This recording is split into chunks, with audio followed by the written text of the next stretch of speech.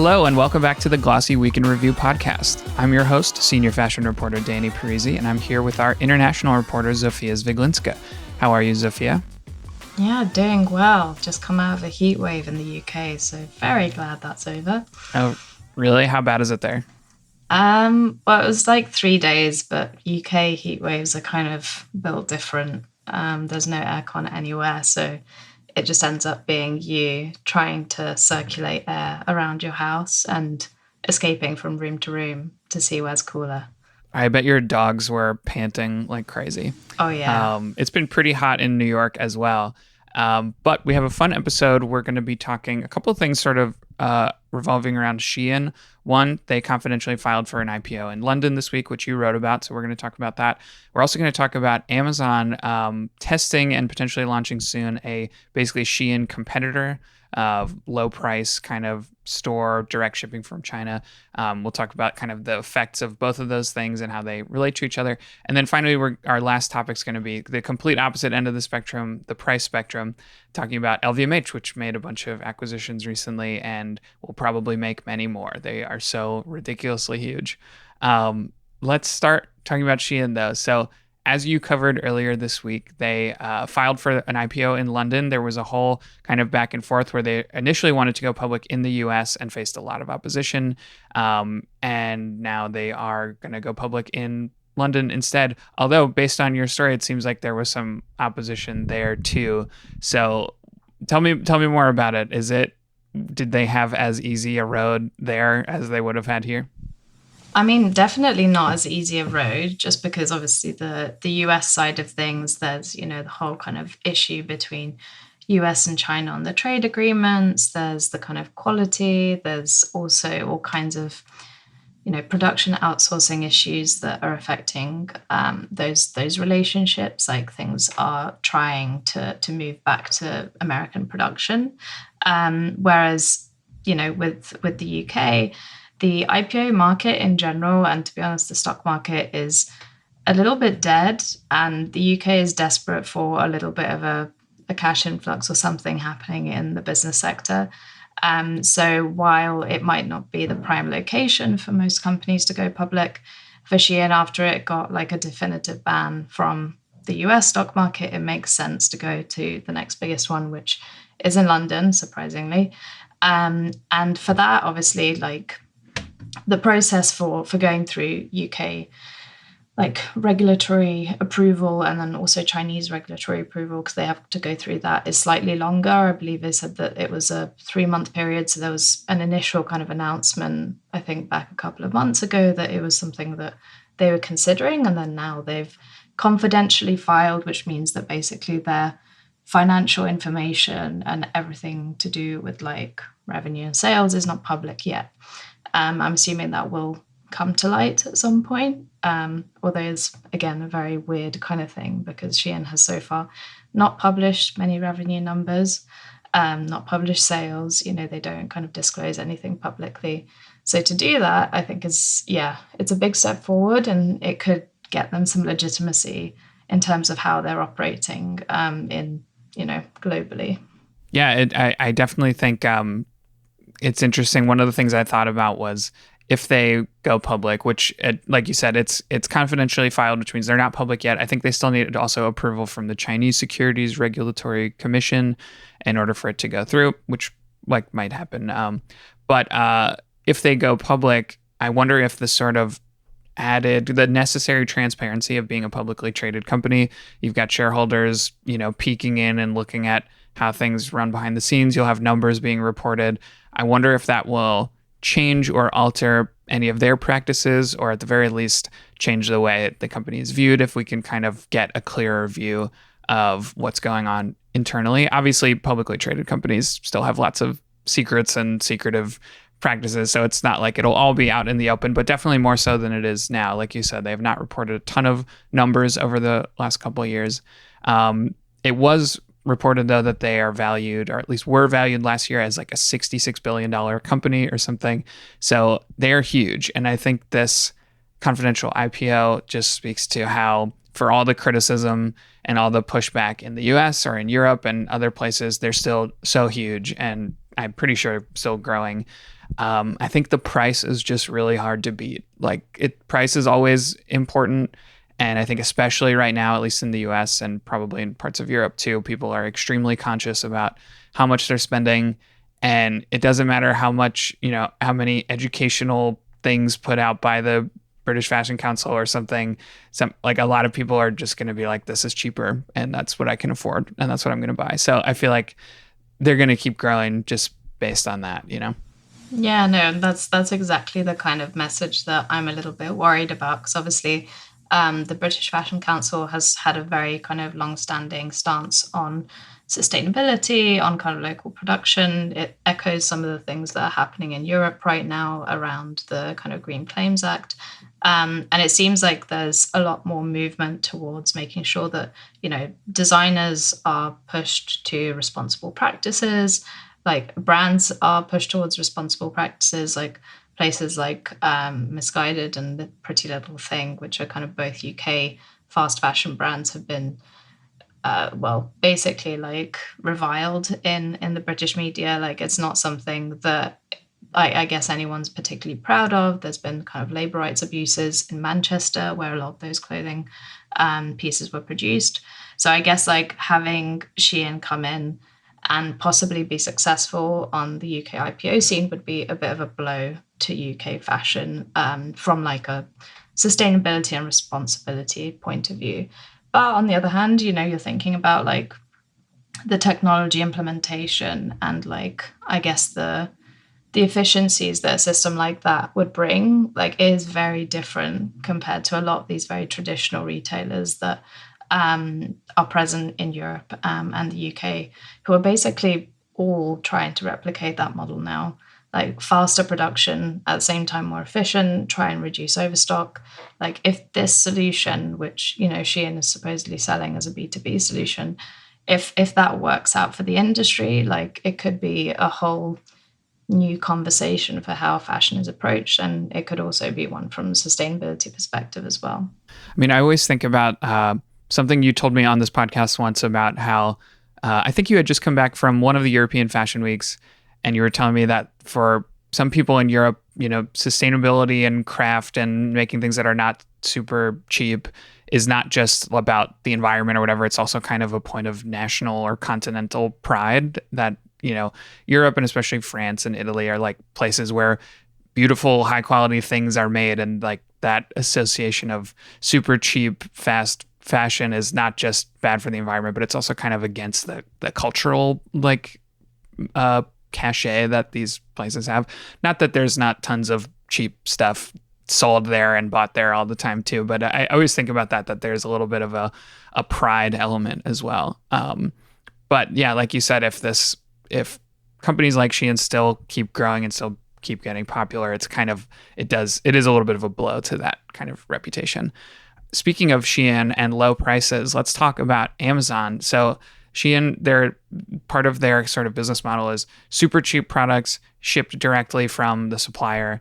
And Amazon is now planning to roll out basically a copy of Shein, a discount store, a separate section on the website that operates exactly the same way. Extremely low cost goods and shipped directly from China rather than to an American warehouse, which I think, or an Amazon warehouse, I should say, which is how a lot of their stuff is sold. It's obviously from sellers all over the place, but it tends to all go to an Amazon warehouse first, where at the very least, someone is looking at it, and then it goes to customers from there. And this would be a different kind of model that's much more just directly kind of copying the Shein model.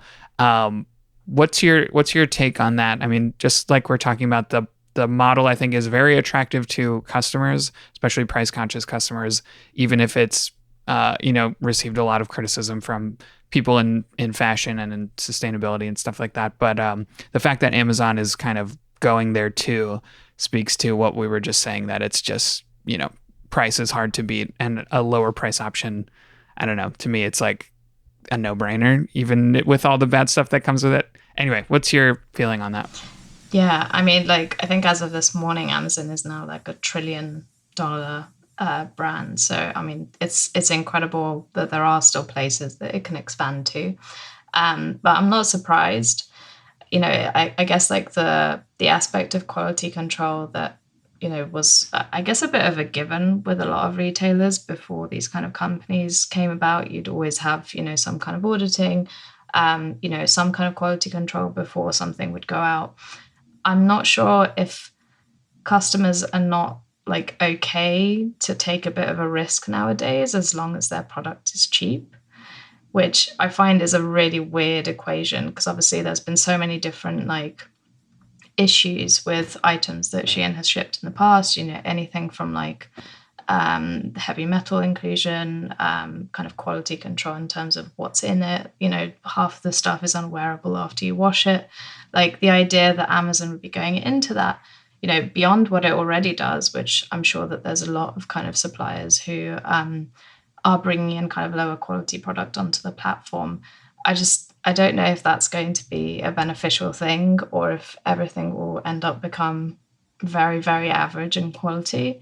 Like you already see that on like TikTok Shop and like all of these like social commerce platforms where some of the product can look really nice, but then it comes to you and it's like it doesn't match the description or like it ends up staining because, you know, it's not really washable. Like the idea that Amazon would kind of lower their quality bar by looking at direct shipping from suppliers is just, yeah, it just doesn't seem like the right move for me. But again, business expansion is business expansion. And if customers are willing to take the risk, then yeah. No, I had the exact same thought, which was about quality control. And that, like I was saying, when you're shipping through the Amazon warehouse you know, there's still tons of low quality kind of garbage basically on that platform. But at the very least, it's all going through the same places. It's got some sort of eyes on it before it makes its way to you.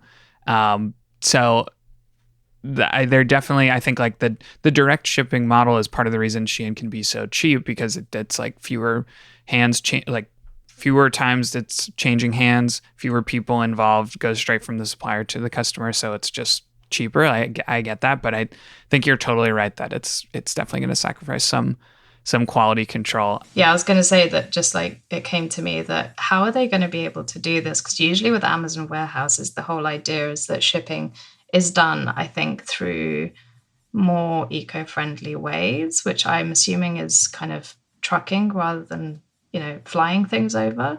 Whereas if you're doing it from suppliers directly, that would mean a lot more flying. And there's already been like reports that like a lot of airline companies are doing really well in China because of the amount of product that is being flown out of there right now. And the emissions on those things are huge. So if Amazon ends up contributing to that even more, I'm just like, sustainability targets are like way, way down in the rearview mirror. Yep. Yeah, that's exactly right. And from what I know about freight, the different kind of methods, unfortunately, the slowest ones are also the most sustainable. Like shipping by sea is much more sustainable. It has a lot less emissions, but it also takes forever. And then flying is the fastest, but like you said, it has a ton of emissions. So I think it's very clear that emissions reduction and sustainability is not a priority here. The other thing is I saw that Amazon has already made some other changes, like reducing the fees for sellers of very low price items to just sort of encourage more of that to be on the platform. And I also think Amazon has already kind of undercut so many other businesses with the free 2-day shipping for Prime members, which multiple brands have told me that that's completely rewired a lot of people's brains, and anything over 2 days is just untenable to them now, and it's making everyone, really have to work hard to get to the level that Amazon has of speed.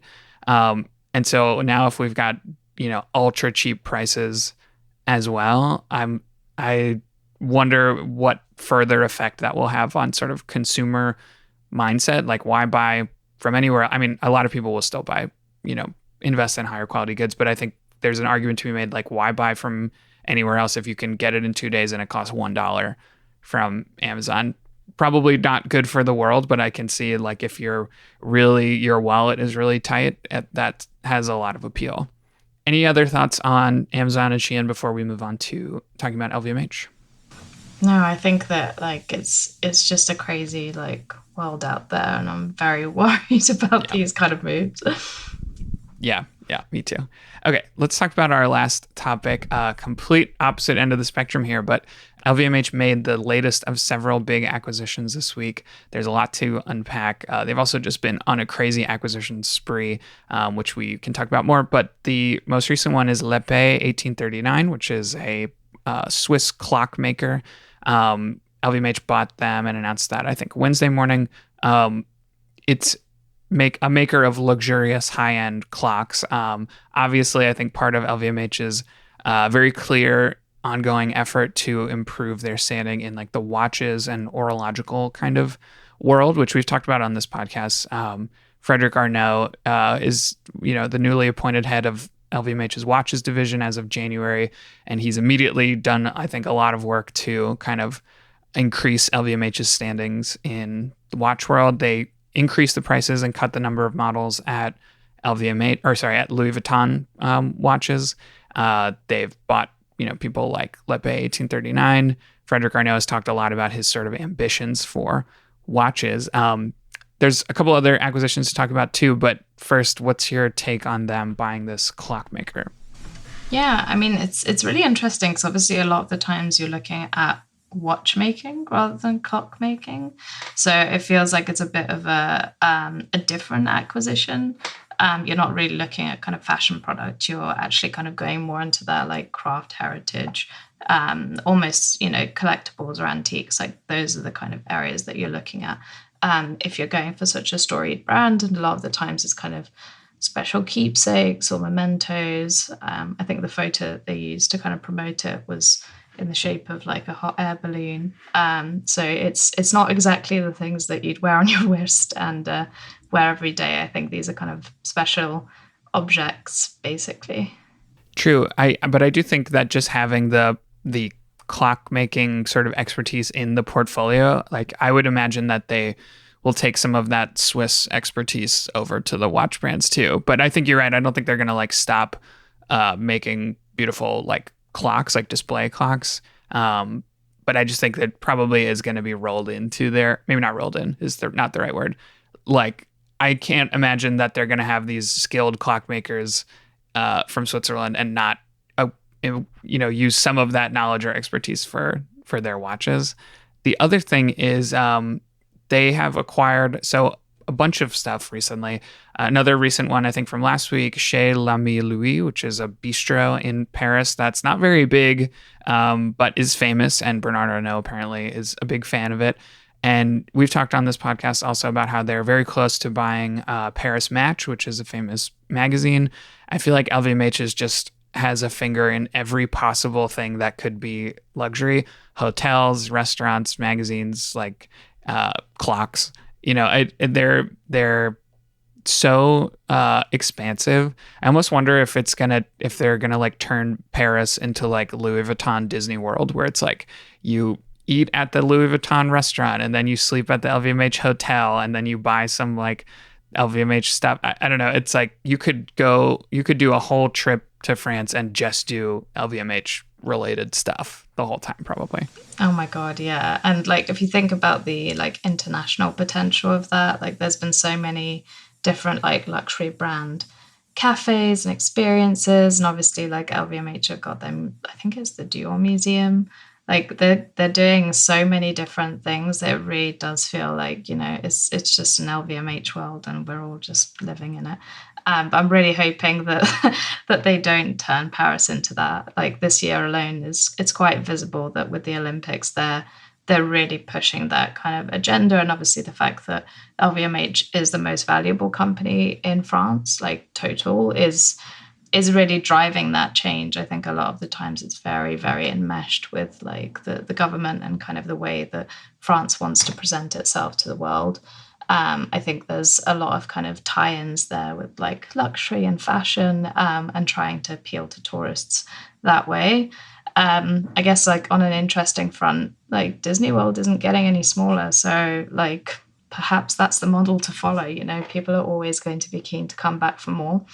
And it does give you opportunities to refresh, all of those different things regularly, to try like different things from like gastronomy to like entertainment. Obviously, they've got that whole partnership with like Hollywood.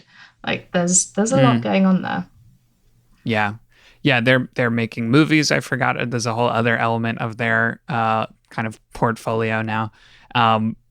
Another interesting sort of investment related thing with LVMH, kind of on a different level, but also from this week, is that Bernard Arnault is now a minority stakeholder in Richemont, which he said was just a personal investment. It's not supposed to be reflective of any larger LVMH strategy, and didn't say this, but basically was like, no, we're not trying to acquire them. So like, don't think of it that way. But I mean, they got to be thinking about it. I'm sure they would love to, at the very least, just to get Cartier, which, again, going back to their watch kind of ambitions, they would probably love to have Cartier in the portfolio. So, but I can't imagine any world in which an LVMH acquisition of Richemont does not get challenged by regulators, because that would be such a huge consolidation of luxury. Richemont is a lot smaller than LVMH, but still pretty big, and owns a bunch of competitive brands to LVMH's brands.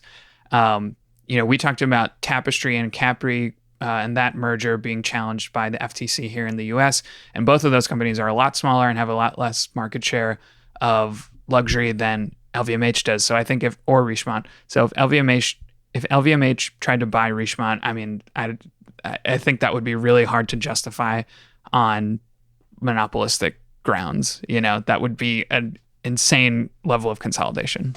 Yeah, I think like the whole kind of anti-competitive movement that's happening in tech could very well move over to fashion as well. Like there's so many things that LVMH is basically doing to dwarf all of these other companies, even if they do already have, a lot of major important brands kind of under their wing. And Richemont's definitely been, I wouldn't say performing anywhere near as well as it should be for such a like big house with so many different brands.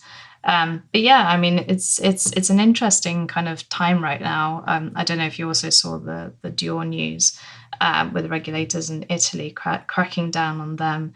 Apparently there was some issues with manufacturing. So I'm wondering if like creating this like French Disney World LVMH engine is also going to cause problems for other countries where, that regulatory aspect will start coming down a little bit higher to try and take some of these penalties away from LVMH. But yeah, very, very interesting. Yes, definitely. I think that's all the time we have, but thank you for being here, Zofia, and thank you for sharing your expertise as always.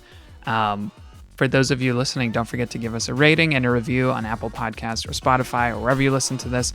That helps us out so much. I don't use Apple Podcasts or Spotify, so I don't know why those are the two I always say. I use Pocket Casts, just not an ad. I like that one. Anyway, if you give us a rating and a review, that helps us out a ton. Don't forget to subscribe to the Glossy podcast also, because you'll hear interviews with industry insiders every Wednesday, and we can review episodes with me every Friday. And until then, that's all we got. So thanks for listening, and thank you for being here, Zofia. Thank you so much.